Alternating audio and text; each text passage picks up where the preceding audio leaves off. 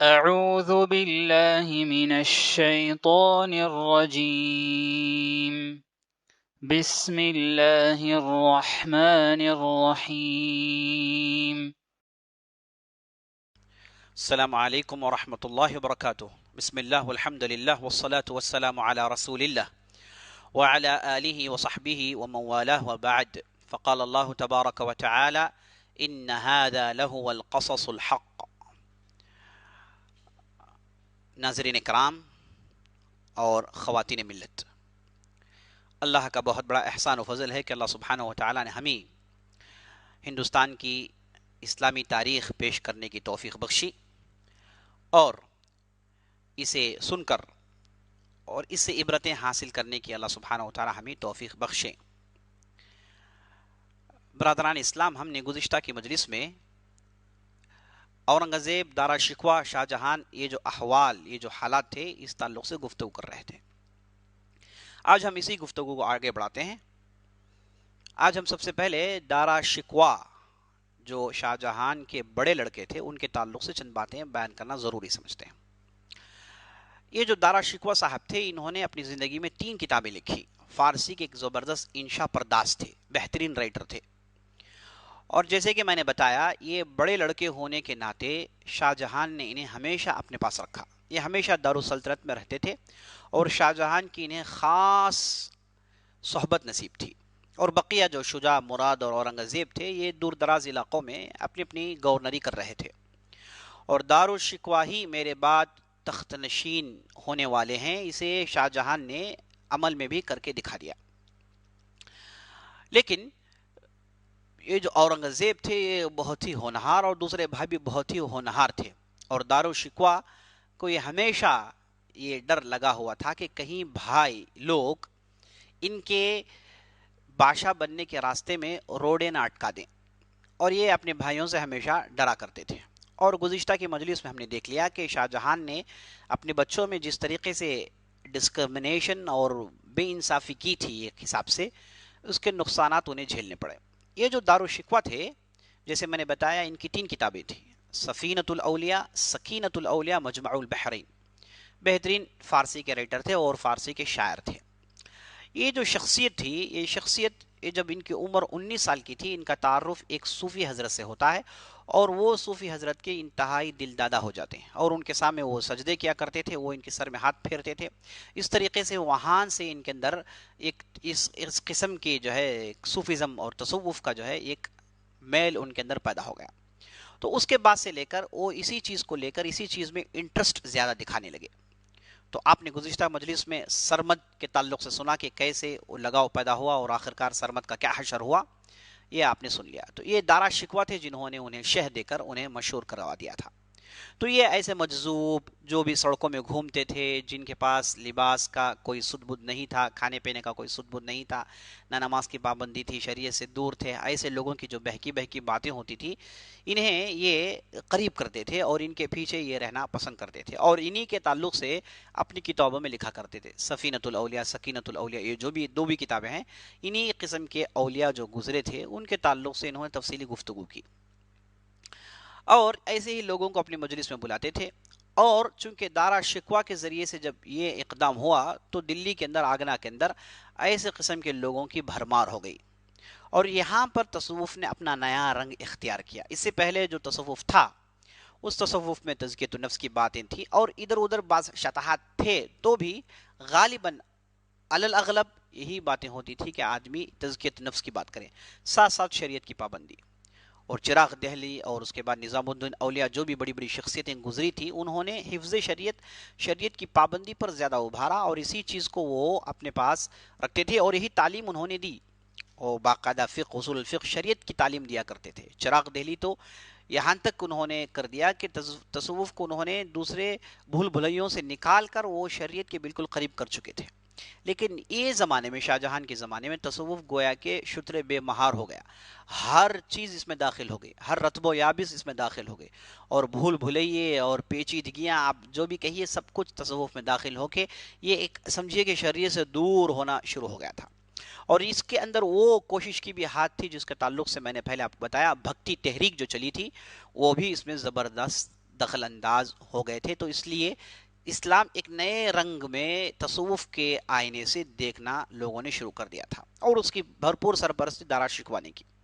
اب یہ جو دارا شکوہ تھے شروع میں یہ تصوف اور اہل تصوف اس قسم کے مجذوب لوگوں کی طرف مائل تھے اور اسی میں انہوں نے اپنی جوانی گزاری اور اسی کو لے کر جو بھی کتابیں لکھی گئی تھیں انہی کتابوں کی ترویج انہی کتابوں کا ترجمہ اسی کے پیچھے پڑے ہوئے تھے. اور وہ بادشاہ ہونے کے اور بادشاہ کے لڑکے ہونے کے ناطے دوسرے ترتیب اور انتظامیہ میں انہوں نے اپنے آپ کو مصروف نہیں رکھا. اس وجہ سے یہ اورنگزیب جیسے ایک بہترین سیاستدان بن نہیں سکے اور اورنگزیب جیسی شخصیت یہ اپنے اندر پیدا نہیں کر پائے. یہ ایسے ہی اپنی زندگی گزار دیے اور باپ کی زیادہ محبت اور زیادہ لگاؤ انہیں پنپنے نہیں دیا.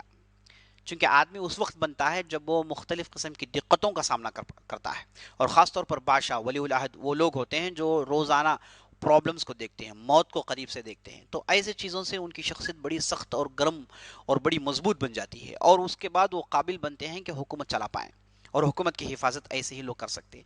ایسی کوئی بھی صفات ایسی کوئی بھی چیز دارا شکوہ کے اندر نہیں پائی جاتی تھی اور ان کے مجلسوں میں ایسے قسم کا آنا ایسی مجلسوں میں بیٹھنا انہیں سمجھی کہ حکومت سے کافی دور کر دیا تھا. لیکن ان کے جو والد تھے وہ اسی پر اصرار کر رہے تھے کہ میرے بعد یہی بادشاہ بنے گا. اچھا, یہاں پر دارا شکوہ کی بات ختم نہیں ہوتی. وہ چند دن جب وہ صوفیت میں گزارے تب صوفیت کے اندر وہ صلح کل اور صوفیت کے اندر جو وحدت الوجود کی جو باتیں ہیں اور افسوس کہ میں مجدد الفسانی سر ہندی کے تعلق سے تفصیل بیان نہیں کر پایا, انشاءاللہ کبھی فرصت سے اس پر گفتگو کریں گے کہ انہوں نے وحدت الوجود کے اس کانسیپٹ کو ختم کر کے وحدت الشہود لانے کی کوشش کی تھی. وحدت الوجود ہر چیز میں اللہ کو دیکھنا, اپنے اندر اللہ کو دیکھنا, ہر چیز میں اللہ کو دیکھنا, یہ ہے وحدت الوجود. وحدت الشہود میں یہ کہ ہر چیز میں اللہ نہیں ہے بلکہ ہر چیز میں اللہ کی جھلکیاں ہیں یہ بتانے کی کوشش کی جاتی ہے وحدت الشہود میں. وحدت الوجود ایک خطرناک صوفیزم کا ایک کانسیپٹ ہے جو پورے کا پورا ہندو مذہب سے لیا گیا ہے. وہ بھی ہر چیز کے اندر خدا دیکھتے, اسی لیے دیکھتے ہیں کہ آپ ہر چیز کی عبادت کرتے ہیں. اب جب آپ روکتے ہیں تو کہتے ہیں کہ یہ بھی تو خدا ہے, اس کے اندر بھی تو خدا ہے, خدا کی جو ہے اس کے اندر جھلکیاں ہیں.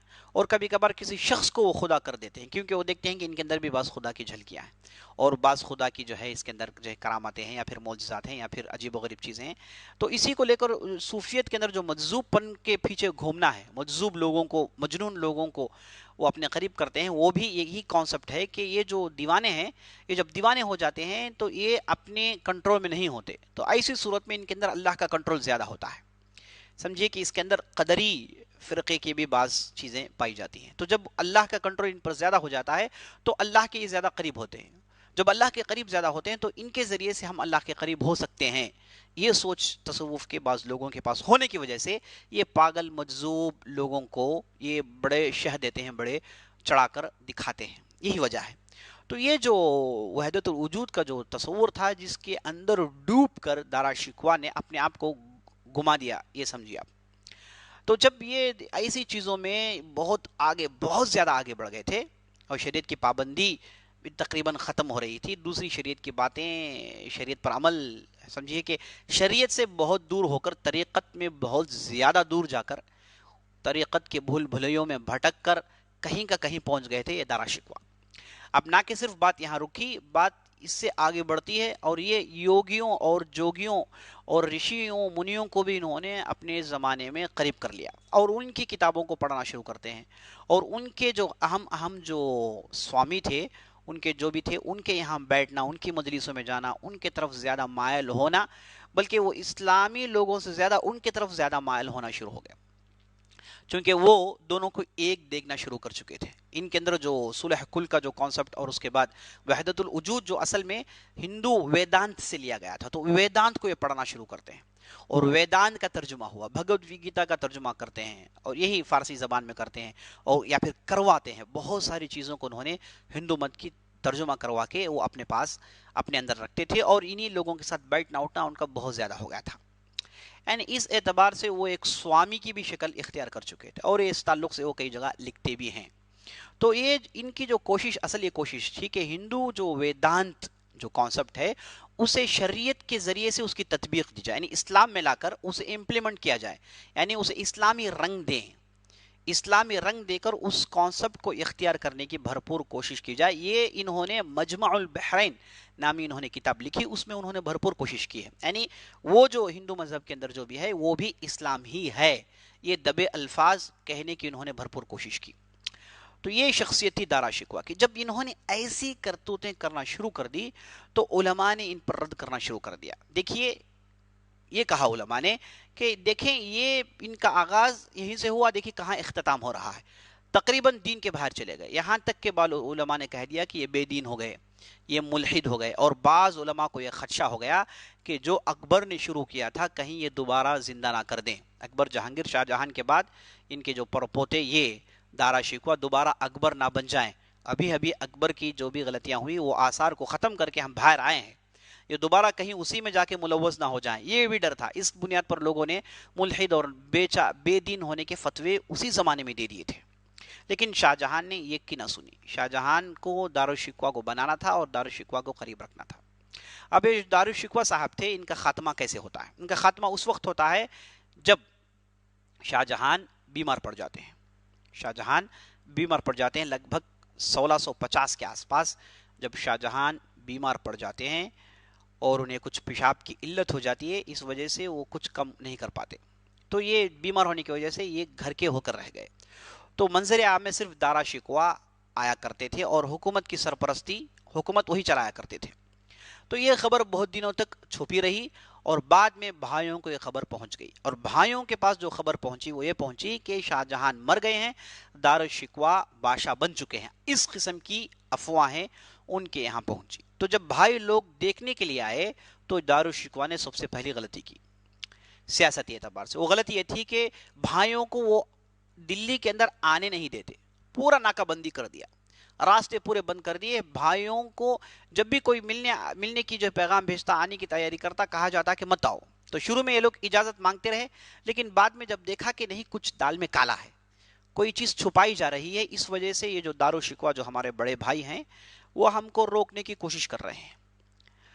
تو جب یہ چیزیں یہ شک پیدا ہو گیا تو بھائیوں نے چاہا کہ اب باقاعدہ دلی میں چڑھائی کریں, کیوں ہم کو روکا جا رہا ہے. اب ایک ہی ذریعہ ہے کہ زور سے استعمال کر کے فورس انہیں بتانے رکھیں کہ ہوا کیا ہے.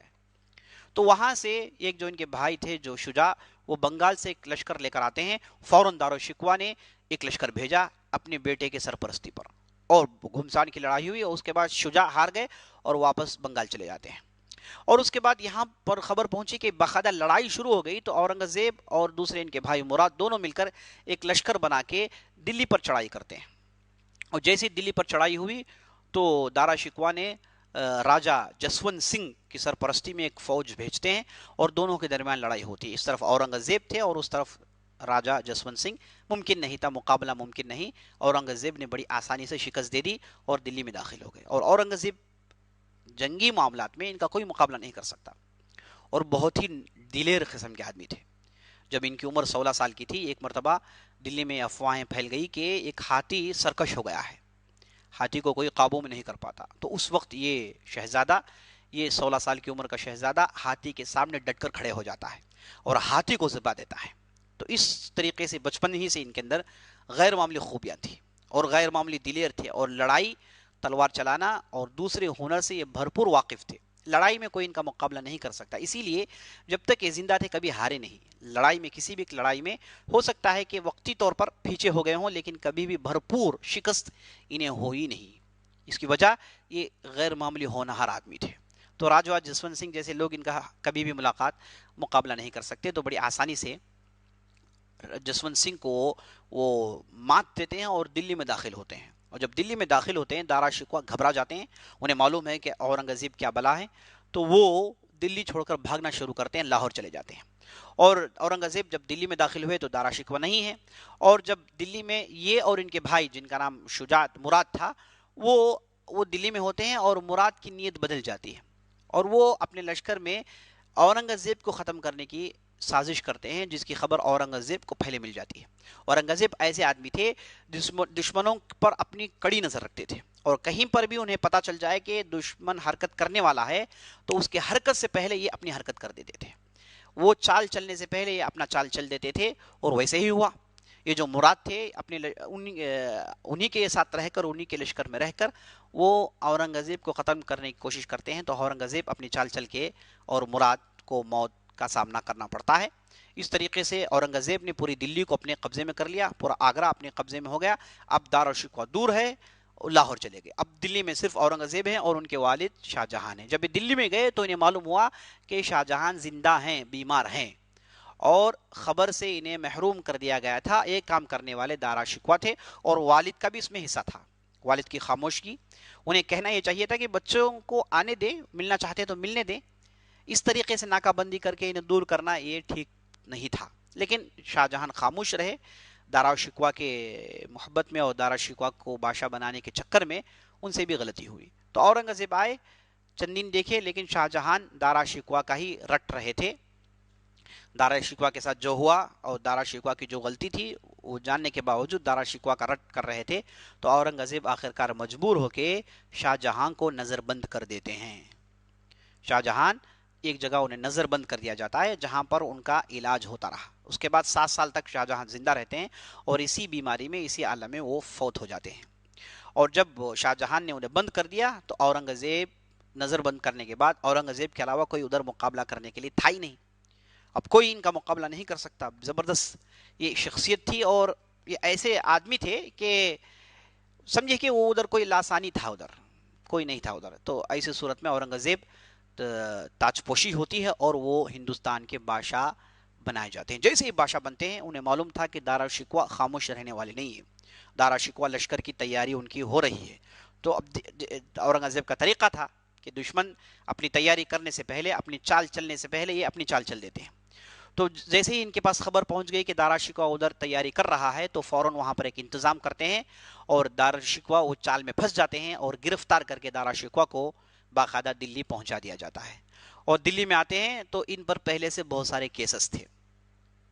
اورنگزیب نے پورے کیسز کو پھر تازہ کر دیا، پولیٹکس تھا، اور باقاعدہ اورنگزیب نے اپنی طاقت کا استعمال کیا اور دارالشکوہ پر یہ تہمت لگائی گئی کہ یہ ملحد ہیں۔ دارالشکوہ تہمت نہیں، حقیقت تھی، اور بے دین ہیں اور دین کے اندر یہ خرابیاں پیدا کرنا چاہتے ہیں اور دین کی بنیادوں کو انہوں نے ہلایا ہے۔ ایسی صورت میں یہ مرتد ہو گئے ہیں اور مرتد کی سزا اسلام میں قتل ہے۔ تو اس اعتبار سے فتویٰ یہ نکالا گیا کہ یہ مرتد ہیں، اور مرتد ہونے کے بعد مرتد کا چونکہ حکم اسلام میں قتل ہے تو باقاعدہ دارالشکوہ کو قتل کر دیا جاتا ہے ان کے لڑکے کے ساتھ۔ دونوں پر ایک ہی چیز تھی، ایک ہی ایلیگیشن، دونوں کو گلٹی فیل کرنے میں محسوس کیا گیا اور اس کے بعد دونوں کو ختم کر دیا گیا۔ اس اعتبار سے دارالشکوہ اور سے بچ گئے۔ پہلے تو ادھر شجاع کا معاملہ، مراد کا معاملہ ہو گیا، اور شجاع جو تھے وہ دور دراز گجرات میں تھے، وہ بھی لشکر کشی کرتے ہیں لیکن پکڑے جاتے ہیں، گرفتار کر کے وہ بھی دلی لائے جاتے ہیں، اور دلی میں ان پر یہ تہمت لگائی گئی کہ یہ باقاعدہ حکومت کے خلاف انہوں نے بغاوت کرنے کی کوشش کی، اور اس کے بعد دوسری بھی ان پر جو ہے ایلیگیشنز ڈالے جاتے ہیں اور اس کے بنیاد پر انہیں بھی قتل کر دیا جاتا ہے۔ یاد رکھیے تینوں کے قتل لیگل ہوئے، کہیں پر بھی اللیگل نہیں ہوئی۔ پہلا قتل جو ہوا تھا ایک بھائی کا، وہ باقاعدہ اورنگزیب کو ختم کرنے کی کوشش کر رہے تھے، تو اس کے علاوہ ان کے پاس کوئی چارہ نہیں تھا، اور دونوں بھائیوں پر کیسز ہوئے، قاضیوں نے فتویٰ دیا اور اس کے بعد دونوں کو لیگل طریقے پر قتل کر دیا گیا۔ اب ہمارے لیے بالکل سمجھنے کے لیے دروازے کھلے ہیں کہ اورنگزیب نے ضرور ادھر پولیٹکس کیا ہوگا، اور ضرور کیا ہوگا۔ اورنگزیب کوئی خلفاء راشدین تو نہیں تھے، نہ وہ عمر بن عبدالعزیز یا پھر دوسری شخصیت، وہ آخرکار بادشاہ تھے۔ ہاں، انتہائی دیندار، انتہائی ہوشیار اور کٹر سنی، ایسے سنی کہ وہ دوسرے فرقوں کو سننا ہی پسند نہیں کرتے تھے، اور شیعہ کہنا ان کے پاس بہت بڑا جرم تھا۔ تو یہ اس قسم کی شخصیت تھی بالکل۔ اب دارالشکوہ اور اورنگزیب کو جوڑ کر دیکھیں، دارالشکوہ ایک طرف طریقت کے انتہائی پابند اور اورنگزیب شریعت کے انتہائی پابند، نماز کبھی انہوں نے چھوڑی نہیں، روزہ صوم و صلاۃ کے غیر معمولی پابند، قرآن کے پابند، علماء کے رائے مشورے پر چلنے والے، خود ڈھیر سارا علم رکھنے والے، اور دارالشکوہ اس کے برخلاف۔ اور دارالشکوہ وہ حکومتی امور میں کوئی نالج رکھتے نہیں، اورنگزیب حکومت کو انہوں نے پی رکھا ہے۔ دارالشکوہ ڈرپوک اور ہمت نہیں، اورنگزیب جن کے تعلق سے آپ نے سنا 16 سال کی عمر میں انہوں نے سارے ہندوستان کو ہلا دیا اپنی ہمت کی وجہ سے، اور اس کے بعد جنگ میدان میں بچپن ہی سے ہیں، جب ان کی عمر 16-17 سال کی تب سے وہ دکن چلے گئے تھے، اور وہاں پر گھوم گھوم کے انہوں نے ڈھیر ساری صلاحیت اپنے اندر پیدا کر لی، لیکن دارا شکوہ ہمیشہ شہزادہ رہے اور عیش و آرام کی ان کی زندگی تھی، تو وہ اپنے اندر قابلیت نہیں رکھتے۔ تو بادشاہ کی قابلیت کے حساب سے آپ دونوں کو کمپیئر کریں گے تو دارا شکوہ اورنگزیب کا مقابلہ نہیں کر سکتے، نہ کہ دارا شکوہ بلکہ ان کے دونوں بھائی اورنگزیب کے قریب بھی آ نہیں سکتے۔ تو عزیز دوستو، اس کے بعد اورنگزیب گدی پر بیٹھتے ہیں اور 50 سال ان کی حکومت ہے، 50 سال کی حکومت، لگ بھگ سمجھیے کہ 1557 1657 1657-56 میں یہ حکومت میں بیٹھتے ہیں، اور اس کے بعد 1707 تک لگ بھگ 50 سال ان کی حکومت تھی۔ کوئی بھی بادشاہ ہندوستان کی تاریخ میں 50 سال یعنی ہاف سینچری، آدھا قرن، آدھی صدی پر حکومت نہیں کیا۔ اگر یہ ناانصاف ہوتے جیسے ان کے تعلق سے پیش کیا جاتا ہے، ممکن نہیں عزیز دوست، ہو نہیں سکتا۔ اور ان کی جو بڑی حکومت تھی ویسی کوئی حکومت نہیں کی۔ آپ ہرات سے لے کر رنگون تک، ہرات سے لے کر میانمار برما تک ان کی حکومت، اور ساؤتھ میں سنجی تک ان کی حکومت، بہت بڑی حکومت۔ ایسی بڑی حکومت کشمیر بھی داخل ہے اس میں، جب علاؤدین خلجی وغیرہ تھے وہ لوگ کشمیر پر ان کی حکومت نہیں تھی، پورا کشمیر ان کے ماتحت، اور پورا دکن ان کے ماتحت، اور پورا بنگال، اور پورا افغانستان، بلوچستان، پنجابی علاقے، دکن، اور اس کے بعد گجرات، پورے کا پورا ان کے ماتحت 50 سال ان کی حکومت، اور ایسی زبردست حکومت کہ انہوں نے ہر چیز کو ترقی دی، ہر چیز کو ترقی دی، اور ایسی شخصیت کے قرآن کے حافظ بنتے ہیں بادشاہ بننے کے بعد۔ گدی میں بیٹھنے کے بعد آپ تصور نہیں کریں گے کہ گدی میں بیٹھنے کے بعد آدمی مصروف ہو جاتا ہے، لیکن یہ گدی میں بیٹھنے کے بعد، تخت نشین ہونے کے بعد، انہوں نے قرآن کو حفظ کیا اور ہمیشہ علماء کی صحبت میں رہتے، ایک بالش برابر بھی دین کی مخالفت برداشت نہیں کر سکتے تھے۔ لیکن اس کے باوجود یہ آپ کو جان لینا چاہیے کہ یہ مغل بادشاہ تھے، مغل بادشاہ تھے، اور بادشاہ ہونے کی وجہ سے وہ بادشاہ کی وہ جو رنگینیاں اور مجلس میں جو جشن، وہ سب ان کے پاس ہوا کرتا تھا، لیکن انہوں نے حد درجہ کوشش کی، حد المقدور کوشش کی کہ ان چیزوں سے پرے رہیں، اور جو بھی غیر شرعی چیزیں ہوتی تھیں انہوں نے اسے روک دیا۔ اور ان کے تعلق سے مورخین لکھتے ہیں کہ بڑے سوکھے مزاج تھے، یعنی ان کے پاس انٹرٹینمنٹ کے لیے کوئی وقت نہیں تھا، انٹرٹینمنٹ کرنا یہ پسند نہیں کرتے تھے۔ کبھی کبھار اکا دکا مثالیں ملتی ہیں، ورنہ عام طور پر بادشاہ اکثر وقت انٹرٹین میں گزارتے ہیں اور کام بہت کم کرتے ہیں۔ یہ اصل میں ہمیشہ سیریس ہوتے تھے، اور ہمیشہ کام ہی کیا دھن ان کے اندر لگا ہوا ہوتا تھا، اس وجہ سے وہ 50 سال حکومت کر پائے۔ بہت بڑی چیز ہے عزیزو، 50 سال حکومت کرنا بچوں کا کھیل نہیں ہے، بہت بڑی چیز۔ 50 سال ان کی حکومت رہی اور بہت ہی زبردست انداز سے انہوں نے حکومت کی، اور جیسے ہی حکومت میں بیٹھے انہوں نے اپنے اوپر حرام قرار دیا کہ بیت المال سے پیسہ نکالیں، یہ جو شاہی خزانہ ہے اس کے قریب جانا ہی انہوں نے حرام قرار دیا۔ یہ اپنی محنت سے کماتے، ان کے پاس جو دولت تھی ان کے باپ کی دی ہوئی جسے انہوں نے حلال قرار دیا، حلال کروایا، اور اس کے بعد اس کے مطابق وہ زندگی گزارتے تھے، اور قرآن اپنے ہاتھوں سے لکھ کر بیچتے تھے، گویا کہ ناصر الدین محمود کی سنت انہوں نے دوبارہ زندہ کر ڈالی۔ تو یہ بیچتے تھے اور لوگوں کے پاس، اور اس کے بعد ٹوپیاں بنتے تھے، اور لوگوں کو معلوم نہیں کہ یہ بادشاہ کا بنایا ہوا ہے، اور لوگوں کے اندر یہ چیزیں بکتی تھی، اور اسی کے اس میں یہ اپنی زندگی گزارتے تھے۔ انتہائی زاہد آدمی تھے، تہجد گزار تھے، اور اس وجہ سے ان کی دین کی پابندی کی وجہ سے عام صوفیہ ان سے پریشان تھے، اور ان کے پاس اگر کسی کی پیر کی جو کرامات کی بات ہوتی تو یہ ان سے دلائل پوچھنا شروع کر دیتے تھے۔ اب ایسے لوگ کہاں سے دلائل دیں گے؟ اور فلاں کے تعلق سے کہا گیا کہ ان کی درگاہ پر جائیں گے تو سب کچھ ہو جائے گا، تو اس درگاہ پہ جا کے کہتے ہیں کہ بھائی بتائیں کہ خدا کے علاوہ کون کیا کر سکتا ہے۔ تو اس طریقے سے جو طریقے رائج تھے، درگاہ پرستی اور دوسری چیزیں جو عام ہو گئی تھی، ان کے خلاف انہوں نے بہت کچھ کیا، آواز اٹھائے، لیکن زور زبردستی سے نہیں۔ اگر یہ زور زبردستی استعمال کرتے تو اجمیر کی درگاہ آج نہیں ہوتی، دوسری بڑی بڑی درگاہیں جو دلی کے اندر بہت ساری ہیں یہ درگاہیں نہیں ہوتی۔ انہوں نے کہا کہ لوگ تمہارا عقیدہ تمہارے پاس، تمہارے لیے مبارک ہے، لیکن ایک حقیقی اسلام ہے، وہ تو اس کی نمائندگی تو میں کروں گا۔ تو ان کے زمانے میں یہ بہت ساری چیزیں دیکھنے کو ملی۔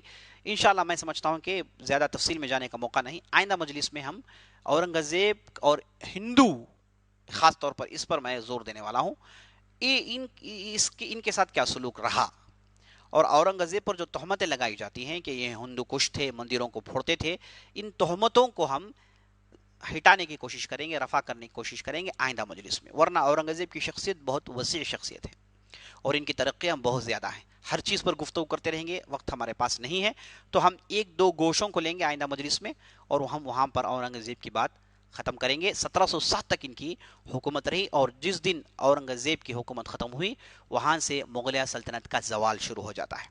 مغلیہ سلطنت میں عزیز دوستو بابر، ہمایوں، اکبر، جہانگیر، شاہ جہان، اورنگزیب، یہ 6 جب تک ان کی حکومت رہی مغلیہ سلطنت عروج پر رہی. ان کا دور 180 سال تک کا دور رہا، عروج پر رہی مغلیہ سلطنت، عروج پر رہی اور دنیا کی سب سے بڑی حکومت اور دنیا کی سب سے بہتر اور ترقی یافتہ حکومت بن چکی تھی. ساری دنیا سے لوگ یہاں آتے اور تجارت کرتے اور بہت بڑی چیز ہو گئی تھی. مغلیہ سلطنت ایک الگ سمجھیے کہ دور تھا یہ، شروع کے 180 سال جب تک اورنگزیب زندہ رہے. اور تعجب کی بات ہے دنیا میں کہیں پر بھی ایسا نہیں ہوا کہ ایک کے بعد ایک باپ بیٹے آئیں اور 6 آئیں اور 6 کے 6 ہونہار رہے ہوں، 6 کے 6 حکومت کے لیے ترقی کی بات کی ہو، 6 کے 6 زبردست ترقی کی ہو اور 6 کے 6 کامیاب رہے ہوں. دنیا میں کہیں پر بھی نہیں ہوا سوائے مغلیہ سلطنت کے. یہ جو 6 بادشاہ تھے، 6 کے 6 ہونہار اور 6 کے 6 زبردست اور 6 کے 6 بالکل بادشاہ ہونے کے قابل اور 6 کے 6 ترقی یافتہ اور 6 کے 6 رعایا پرور اور پبلک ان کو پسند کرتی تھی. ایسی قسم کی حکومت عزیز دوستو دنیا میں نہیں ہوئی. یہاں تک کہ اب اموی سلطنت لے لیجیے، عباس سلطنت لے لیجیے، وہاں پر ایسے پیدر پہ ہونہار لوگ کبھی پیدا نہیں ہوئے. تو یہ ان کی ایک خوبی ہے. اور یہ جو 6 کے 6 جو حکومت تھی اس وجہ سے انہوں نے اپنی حکومت 350 سال تک باقی رکھا. اتنا زبردست ترقی انہوں نے کیا کہ اورنگزیب کے بعد ان کی اولاد آئی، اس کے بعد ان کی اولاد آئی، اس میں سے اکثر لوگ بیکار لوگ تھے، فالتو لوگ تھے، لیکن اس کے باوجود یہ حکومت چلی اس وجہ سے کہ انہوں نے اتنا زور بنا رکھا تھا جو آگے چل کر لگ بھگ 150 سال تک، 200 سال تک وہ چیز باقی رہی. تو عزیز دوستو یہیں پر اپنی بات ختم کرتے ہیں. انشاءاللہ آئندہ مجلس میں اورنگزیب کے بعض گوشوں کو لے کر آپ کے پاس حاضر ہوں گے اور آخری مجلس ہوں گی اس کے بعد کی ہماری، جس میں ہم مغلیہ سلطنت کا عروج اور ان کی کامیابیاں اور ان کا زوال اس تعلق سے گفتگو کریں گے اور وہاں پر ہماری یہ سیریز ختم ہوگی. انشاءاللہ آپ بھی سنیے اور ضرور سبسکرائب کریں اور بیل کی گھنٹی دبانا نہ بھولیں اور ساتھ ساتھ کمنٹس میں لکھیں کہ یہ سیریز سے آپ نے کتنا فائدہ اٹھایا. اگر اس سیریز کو باقی رکھنا ہے تو کیسے باقی رکھنا ہے اور کون سی چیزوں کو جوڑنا ہے اور کون سی چیزیں آپ سننا پسند کریں گے، یہ پوری تفصیل آپ کمنٹ میں ڈالیں. انشاءاللہ آئندہ مجلس میں آپ کے ساتھ ملاقات ہوگی. تب تک کے لیے اجازت دیجیے. وصلی اللہ علی نبینا محمد وعلی آلہ وصحبہ اجمعین. والسلام علیکم ورحمۃ اللہ وبرکاتہ.